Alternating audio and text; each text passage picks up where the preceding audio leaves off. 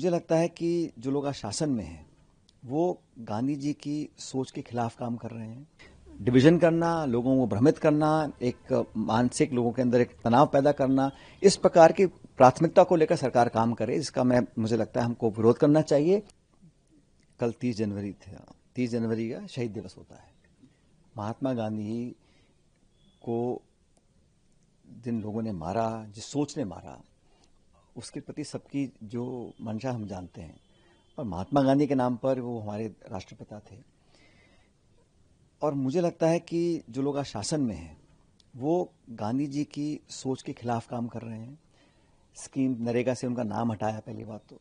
दूसरा बात, जो हमेशा गांधी जी कहते थे, अमन, चैन, भाईचारा, प्रेम, सद्भावना हर समाज में होनी चाहिए, देश में होनी चाहिए। लेकिन आप ऐसा एक प्रावधान डालना चाहते हैं कानून के माध्यम से जहां समाज में बंटवारा हो।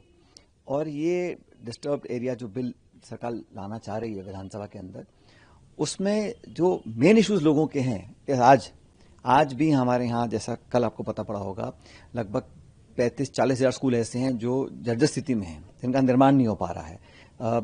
स्कूल, शिक्षा, चिकित्सा, लॉ एंड ऑर्डर, गवर्नेंस, महिला सुरक्षा, इस पर कानून बना है, इस पे एक्शन है। लेकिन ये समाज का ध्यान भ्रमित करने के लिए, समाज में बंटवारा पैदा करने के लिए ऐसा बिल लेकर आ रहे हैं जहां पर किसी को भी आप अशांत घोषित एरिया कर दो और वहां पर आप संपत्ति बेच नहीं पाओगे, खरीद नहीं पाओगे। तो ये जो पाबंदियां हैं संविधान की मूल भावना के खिलाफ है। मुझे लगता है इतिहास में पहले किसी ने कुछ भी किया हो, लेकिन आज के समय पर इस प्रकार का बिल लाना सरकार की प्रायोरिटीज को दिखाता है। और दुर्भाग्यवश उनकी प्रायोरिटी, आज भाजपा सरकार की प्रायोरिटी किसान, नौजवान और प्रदेश की समृद्धि नहीं है। डिवीजन करना, लोगों को भ्रमित करना, एक मानसिक लोगों के अंदर एक तनाव पैदा करना, इस प्रकार की प्राथमिकता को लेकर सरकार काम करे, इसका मुझे लगता है हमको विरोध करना चाहिए।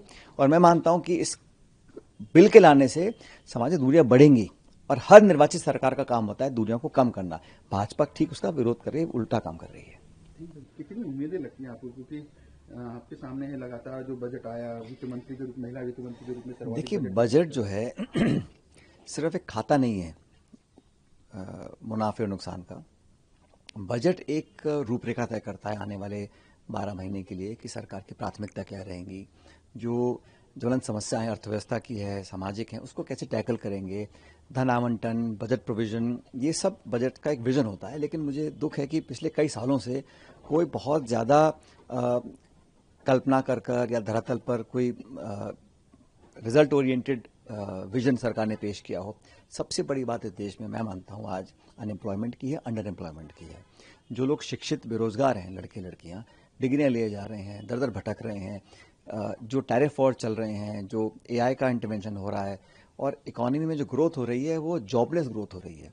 तो हमारा बढ़ोतरी जो हो रही है उसमें यंग लोगों का पार्टिसिपेशन कम हो रहा है। तो उन लोगों को कंस्ट्रक्टिव प्रोडक्टिव जॉब्स कैसे आप क्रिएट करेंगे, इसका कोई क्लियर कट विजन अब तक सरकार ने दिखाया नहीं है। मैं उम्मीद करता हूं बजट में सारी बातें छोड़कर महंगाई को कैसे कम करना है, पेट्रोलियम प्राइसेस के जो ग्लोबल दाम कम हुए हैं उसका आपने बेनिफिट अब तक जनता को नहीं दिया है, ये सारे बड़े इश्यूज हैं।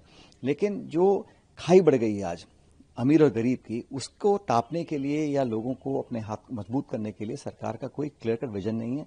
प्रोपेगेंडा है, इश्तिहार है, अखबार टीवी है, अपनी पीठ थपथपाना है और सब लोगों से वाहवाही लूटनी है। लेकिन धरातल पर एक्टिवली आपने जो किसान हैं, मजदूर हैं, गरीब हैं, शोषित हैं, पिछड़े हैं, दलित हैं, नौजवान हैं, उनके लिए आपने टेंजिबली आने वाले समय के लिए क्या एक विजन रखा है, वो सरकार ने अब तक दिया नहीं। मैं उम्मीद करता हूं ये 1 तारीख का जो बजट होगा इसमें कुछ सरकार सबक लेगी और आने वाले फ्यूचर के लिए कुछ कंस्ट्रक्टिव कदम उठाएगी।